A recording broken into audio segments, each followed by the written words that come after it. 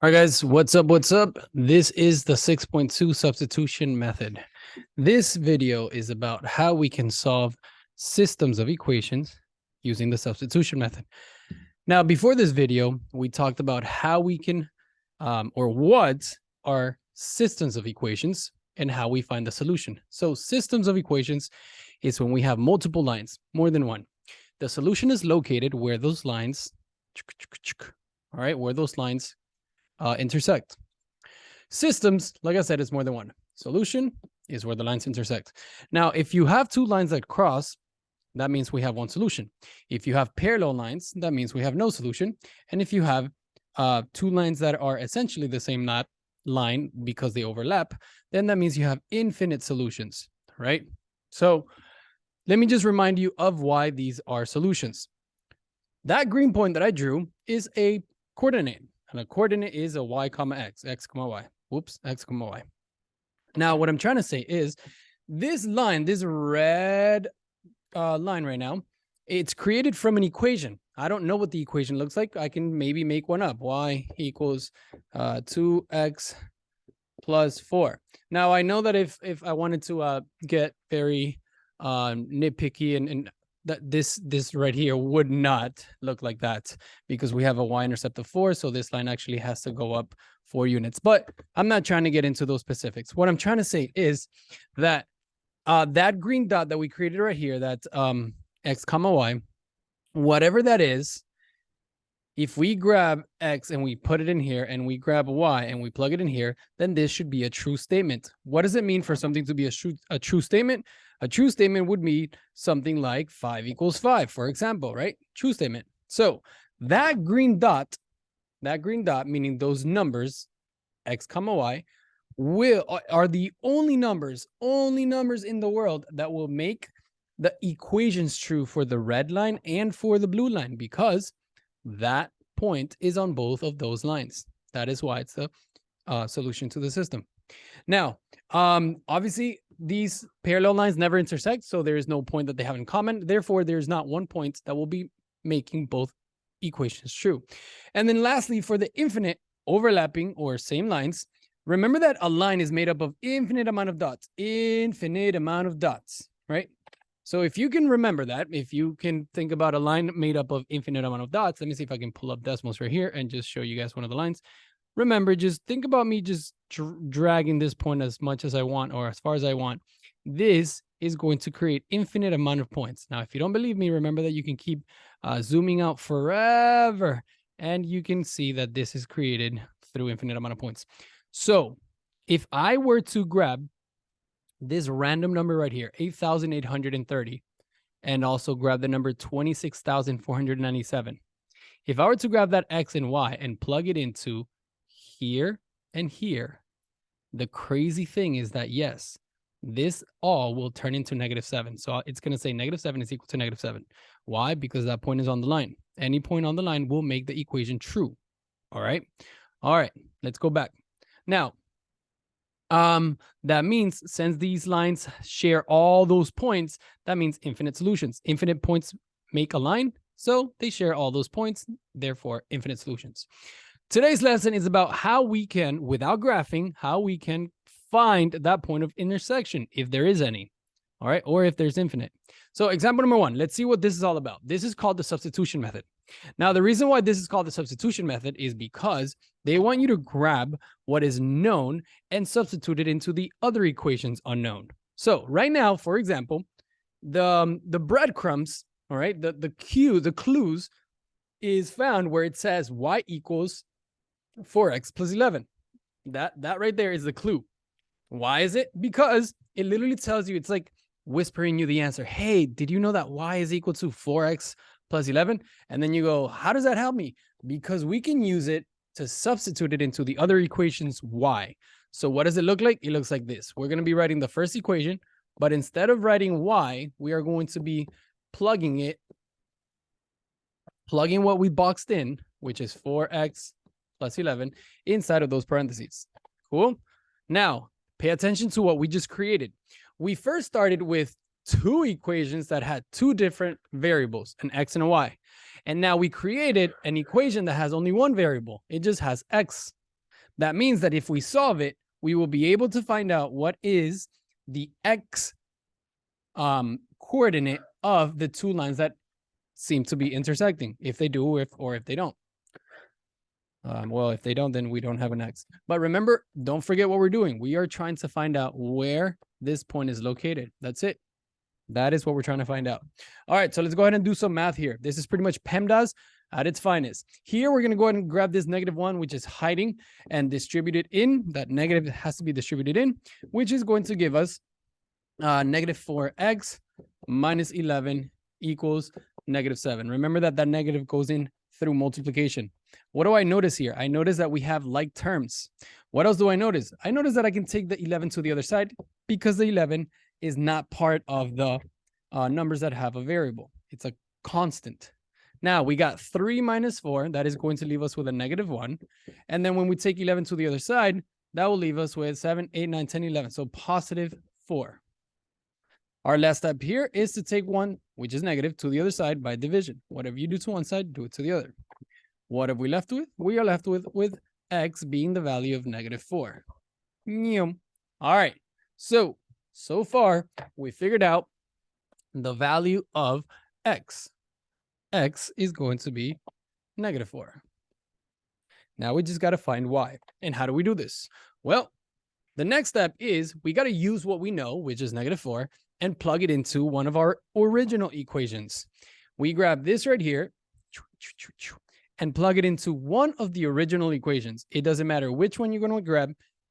It doesn't matter, but I will tell you that one of these will make your work a lot simpler. So which of these do you think is going to be easier to conduct our work here? I will tell you. We already know x. We are trying to find y. If you read this one is pretty much built for you to find y because that one says y is equal to x plus 11. Sorry, 4x plus 11. So I will go ahead and grab that one and I will plug in what I found x to be. Therefore, that will be giving me 11. So, I'm sorry, not 11, y. I was writing 11. That will give me y once I plug that in. All right, so what is this going to give me? That's going to give me 4 times -4 is -16 plus 11. That is going to give me -5. That is the ugliest 5 I've ever written. My goodness gracious. Can you please erase, get out of my board? Okay. That is going to give us -5. There we have it. So we finalized our work. Our point that where these two lines intersect, the point is located at -4, -5. So that means that there is one solution. We call this a consistent system of equations because we have a solution. And these lines are independent. All right. They have their own whatchamacallit, their own slope, their own y-intercept. These lines are independent, but they do cross. Now, just to go ahead and have a reference, we always go to decimals to prove, to see if we're doing it right. Notice that we write it exactly how we see it in the book or in the board here. And we go ahead and see where these lines are intersecting, and that is -4, -5. There we go. We got our proof. All right. All right, let's go ahead and check the next one.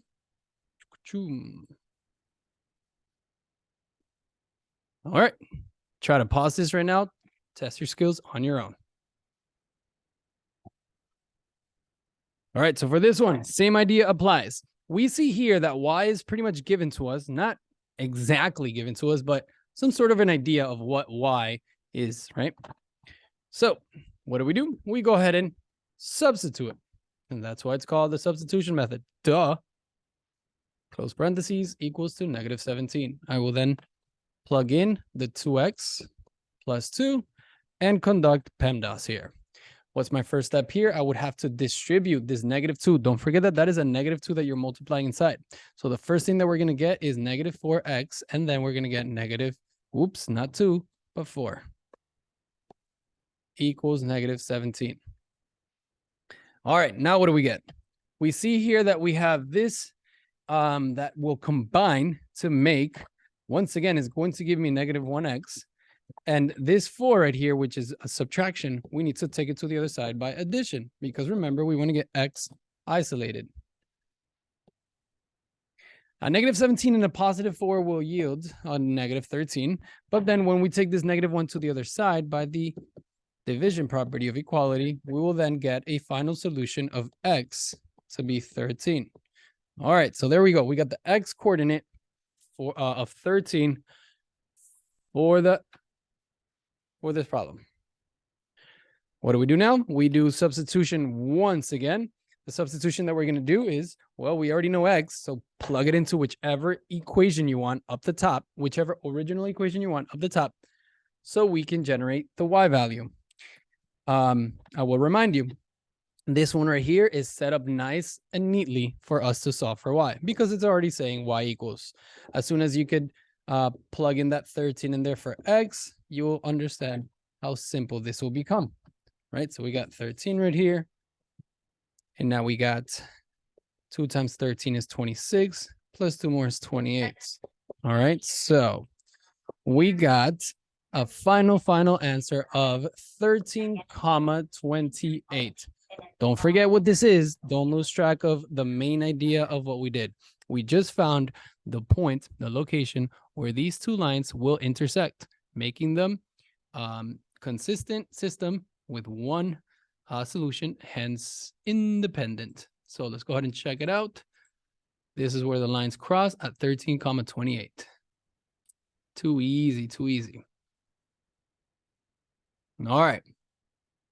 Example number 2. Let's go ahead and find out how we can see something a little bit more different, right?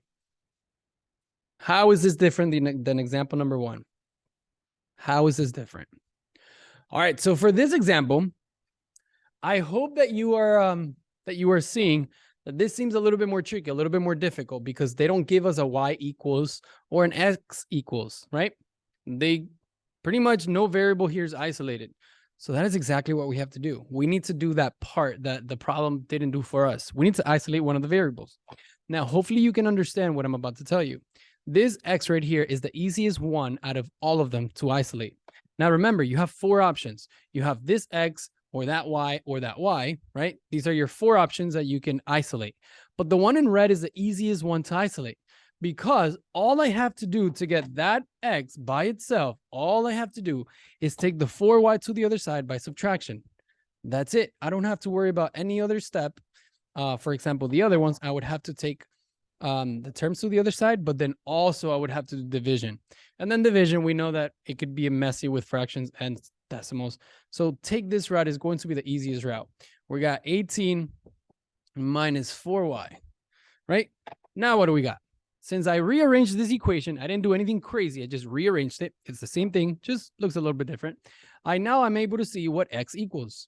So I will use that to substitute into the other equation's x value, and therefore, hence the substitution method. So let's see what this looks like. All right, so we're going to have 5 times that quantity minus 3y equals negative 25.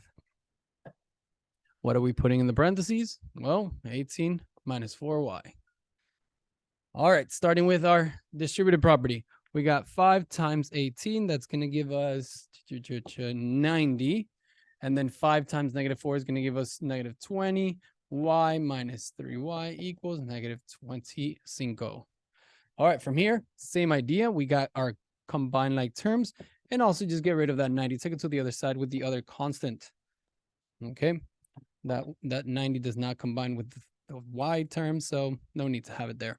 So negative 20 and negative 3, they both have the same variable, and they're both negative. So they're going to be making more negatives, making that negative 23. And then here we have negative 90 and negative 25. Same idea. We make more negatives. That'll give me negative 115. Then in this part, we understand that the negative 23 is multiplying with y. So we will divide it on both sides because that's the opposite of multiplication. We're undoing it. We now are left with y is equal to, I believe this is 115 divided by, 23. That gives us 5, yeah. That gives us a positive 5. Don't forget, because we have a negative divided by a negative. All right, there you have it. We found the y value of this point where these two lines will intersect. Okay, now for our last step, listen carefully because I want to save you as much time as possible. In this step, you should understand that since we got our answer here, we then get to apply it or input it or substitute it back into any of our originals. We have this option right here and this option right here. Now, if you look at those two options, which they're both okay, you can actually get the same answer by plugging a 5 inside of y for any of those. There's a better option. And I hope you could see that this right here is a better option. Remember that this turned into that. We made that by just taking 4y to the other side. And that means we can use it because that is the same thing. Those two equations are the same. Just because I move something to the other side doesn't mean it's now something crazy new. It's not. So you guys have learned that even if I take something to the other side or just do any properties of equality, it keeps it equal. Therefore, my equation is pretty much the same thing. So I already know y and I need to know x. This one right here tells me x equals, so might as well just use it, right? X equals 18 minus 4 times 5. This is super simple. Now you are welcome to explore and plug in 5 into maybe all 3 of them. Plug in 5 into all 3 of these equations that I have here boxed in green, and you will see that all the values are going to give you -2. They will all give you -2 as your answer. So there we go, guys. We've found where these two lines or equations cross each other. They're where they intersect. The solution to the systems of equation of this one is -2, 5.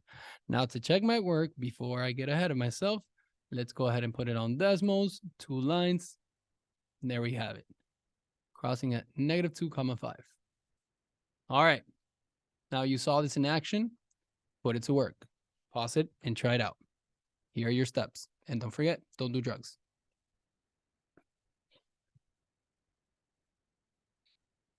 All right. Now that you read the steps, I'm going to take this off. Let's get to work. Okay, so right here we have 2 equations where none of them have an isolated variable. But I do see that this x is very, very nice and pretty because it does not have a coefficient, or it has a coefficient of 1. But I don't need to take that anywhere because having a coefficient of 1 is like not having a coefficient, pretty much, right? This is what I want to do. I want to take 2y to the other side so I can isolate the x. There it is. The x is now isolated. And now I have -13 minus 2y. Perfect. Why did I do that? Because I just found out something that tells me x equals blank. Here it is. X equals this.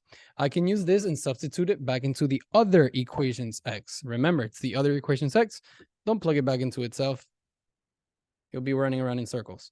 So 5x, hence 5, and then parentheses, plus 3y equals 5. Inside of the parentheses, we'll be putting -13 and then minus 2y. All right, so we got 5 times 13. That's going to give us 65 and then negative. So here and here, ooh, wrong color. So -65. Then 5 times -2 is -10 plus 3y equals 5. Gotcha. Same idea here. You could see how we're running around doing the same thing over and over. Our y's are going to be like terms. The 65 is a constant, which does not want to pair with anybody else other than his best friend over there, number 5, because they don't have variables. So they're the besties. You got -10 and +3. That's going to give us -7. On the other side, we have 65 plus 5. That's going to give us +7d. Now we take -7 to the other side by the division property of equality, because remember, -7 and y were originally multiplying. So now that I get y by itself, our final answer for y is going to be -10. Cool. Almost done. All right, so this is where we go ahead and we pick from any of our original equations. We have this one, or this one. And we plug in -10 so we can find out what the value of x is. You already know which one I'm picking. It's going to be this one that we kind of tweaked to make it a little bit better, user-friendly for what we're trying to do. All right, so we get a -10 right here. What do we got? That's going to give us a negative times a negative is a positive. So that's the same thing as saying +20. That's still a negative 13. All right, so this is what we got. 13 take away, 20 take away 13. That's essentially what it's saying. We're going to get 7. So this is our final answer. The coordinate where these two lines will cross is going to be at 7, negative 10. So this is a consistent systems of equation that has one solution. So independent. Let's go ahead and look at it as Desmos, as we always do. And let's finish it up. All right, so we got our two lines, Desmos right here, checking it, 7, negative 10. Cool. Nice. Get me out of here. There we go, guys. So this is where we're going to stop this video. Make sure you watch the next one. Peace out.